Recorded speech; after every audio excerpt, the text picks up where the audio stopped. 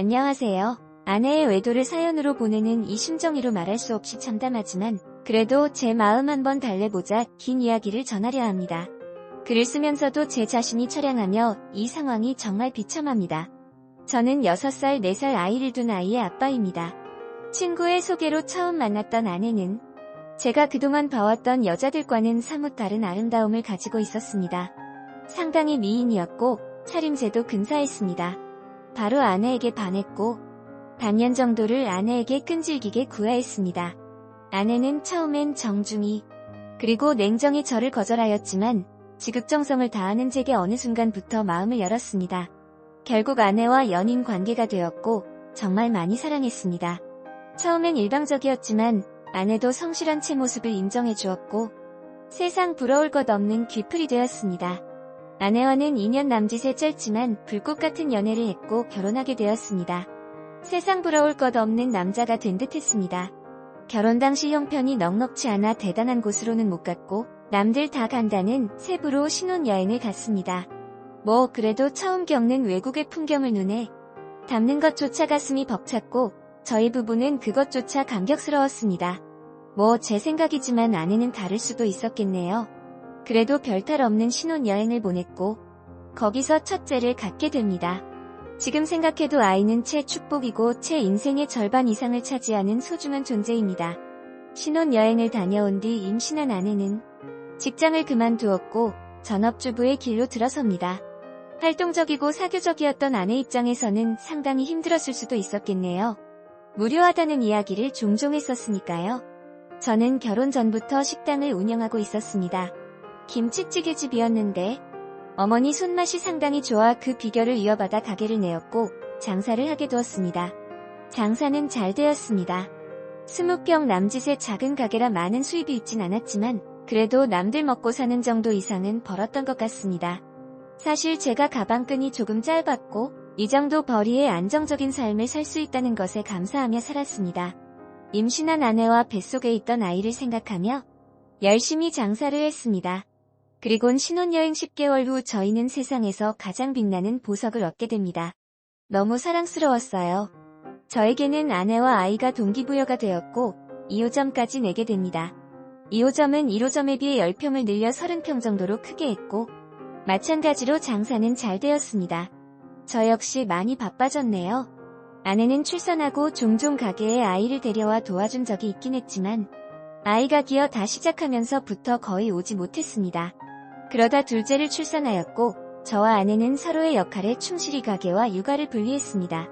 그러던 중 둘째가 태어났고 별탈 없는 일상을 지내던 중 아내의 외도를 발견했습니다.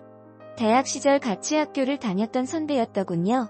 아이들이 유치원과 어린이집에서 돌아오면 직원에게 가게를 맡겨두고 육아를 하러 집으로 돌아왔습니다. 아내는 취미생활을 해보겠다고 테니스와 수영을 등록했고 제가 집으로 오면 나갔습니다. 주 3회 정도 되었던 것 같네요. 아내는 외출을 하면 자정을 기본으로 넘어 들어왔습니다.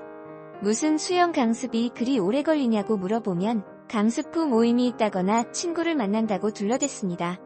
처음엔 육아 스트레스에 많이 지쳐 그려려니 했습니다. 오히려 잘 놀다 오라는 말까지 했습니다. 가게 2개를 운영하며 잘 못 챙겨준 것도 미안했으니까요. 날이 밝아서 들어온 적도 종종 있었습니다. 그건 아닌 것 같아 그때마다 저는 화를 내었고 부부싸움으로 이어졌습니다. 그러던 중 종종 들르는 인터넷 커뮤에 다른 사람이 작성한 아내의 불륜 사연을 보았고 그때부터 찜찜한 기분이 들었어요.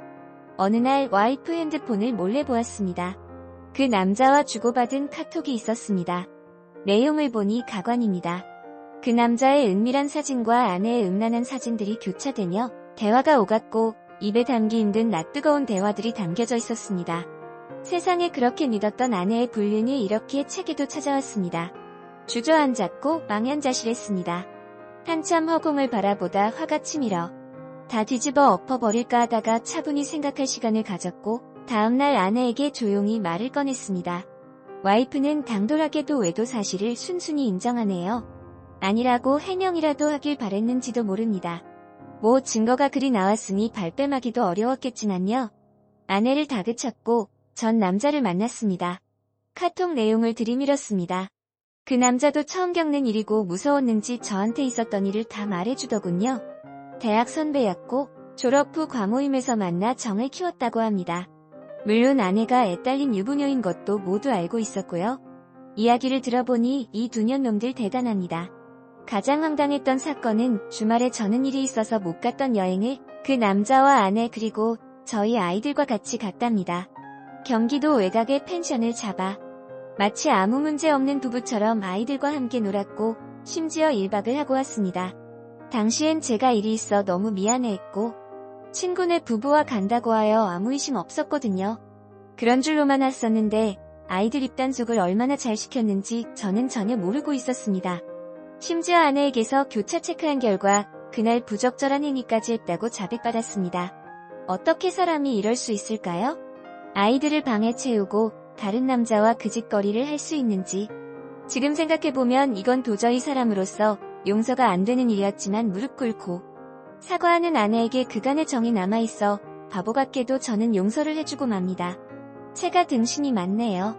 그때 봐주는 게 아니었는데 애들도 둘이나 있고 처음 당하는 일에 어안이 벙벙한 일이라 애석하게도 저는 용서를 해주었습니다. 미친 듯이 화가 났지만 그래도 아내를 너무 사랑했습니다. 모든 게 못난 제 탓 이려니했고 앞으로의 미래만 보고 원상태로 돌리려 많이 노력했습니다. 주말이면 아내와 아이들과 함께 매주 놀러갔고 의식하지 않으려 그간의 일들을 입 밖에 꺼내지도 않았습니다. 아내도 많이 달라지는 듯했고 자정이 넘어서야 들어오던 위험한 외출은 거의 없어졌습니다. 시간이 지나니 일주일에 한 번 정도는 늦게 들어오는 날이 있었으나 설마 또 그러겠냐는 아니란 생각을 했네요. 그러다 또 사건이 터졌습니다. 어느 날 아내는 저에게 한증막에 다녀온다고 기다리지 말라고 톡을 보내왔습니다. 순간 너무 찝찝했는데 용서했다곤 하나. 그 당시에 이를 완전히 잊지는 못했던 것 같습니다.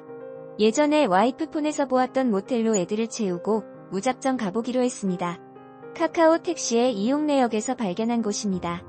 남양주에 있는 한 숙박업소였고요. 전 그곳 주차장에서 아내의 차를 발견하고 말았습니다. 이런 기막힌 우연은 어떻게 딱 들어맞는지, 왜 또 이런 시련을 또 겪어야 하는지 너무 아팠습니다. 주차장에 나란히 세워져 있는 또 다른 차가 굉장히 의심스럽더군요. 상대방 차는 벤츠였고 아내 차는 아우시아 EQ5였습니다. 아내에게 차를 중고로 뽑아준 지 보름도 채 안 되었을 때 이 사건이 터져버린 겁니다. 나란히 그 두 대의 차를 핸드폰으로 찍어놨습니다. 그리고 와이프가 모텔에서 내려오길 기다렸습니다. 처음에 3층에서 한 남자가 내려오더군요. 그리고 엘리베이터가 다시 3층으로 올라가고 바로 와이프가 내려옵니다. 먼저 내려온 남자는 저만치 멀리 가서 담배를 태우고 있었고 3층에서 내려온 아내는 저를 보더니 황당해하더군요. 그 표정을 잊을 수 없습니다. 전 바로 와이프를 추궁하기 시작했습니다. 왜 한증막 간다던 사람이 여기 있냐? 누구랑 있었냐? 아내는 혼자 있었다라는 말만 하더군요. 말도 안 되는 억지였지만 아내는 이번에 걸리면 끝이라는 걸 알기에 딱 잘라댑니다. 아니 어떻게 혼자 모텔에 있을 수 있냐라는 말에 이곳이 온천이 나와 여기로 왔답니다. 그때 멀찌감치 있던 3층에서 내려온 남자가 의심도어 그 남자에게 다가가서 물어봤습니다. 그 남자는 아내를 전혀 모른다고 했습니다. 아내도 모르는 사람이라고 했습니다. 아내와 6년 살면서 처음으로 손찌검을 했습니다. 아내를 데리고 모텔 3층으로 올라갔습니다. 몇 호에 있었냐고 물어보니 대답을 안 해주더군요.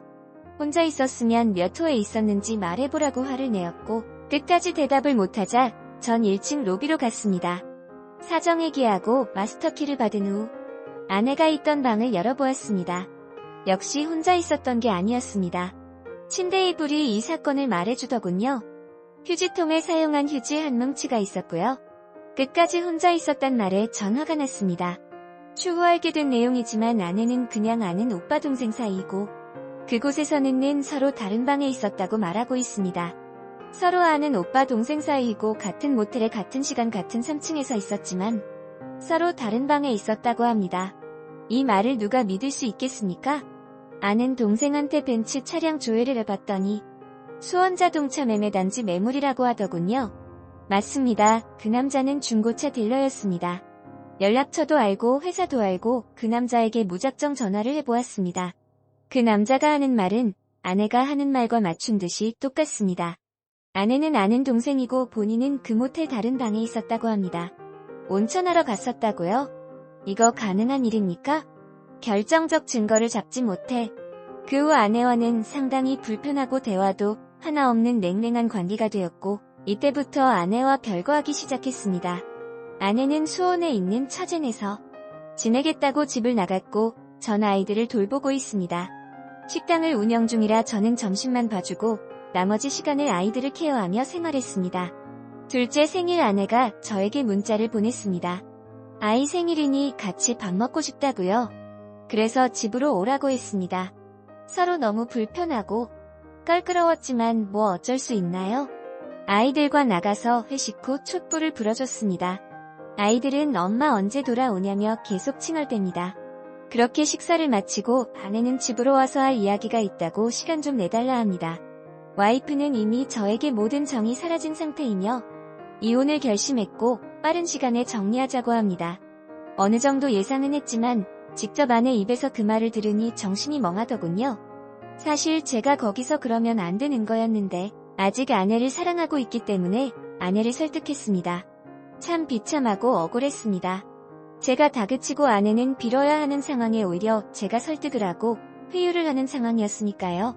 아이들은 어쩌냐? 아직 우리 다시 해볼 수 있는 게 아니냐? 집으로 다시 돌아와라. 수차례 설득을 했지만 뭐 마음이 확실히 떠났는지 완강하게 거절합니다. 뭐 저도 어느 정도 대화를 하다 보니 어느 정도 포기가 되었고 소송 이혼을 하고 싶었지만 합의로 최대한 아내에게 맞춰주었습니다. 자동차와 적금 2천만원 현금 5천만원 주기로 하였고 양육비는 안 받는 걸로 했습니다. 그래도 한때는 뜨겁게 사랑했던 그 여자를 그렇게 보내주었습니다.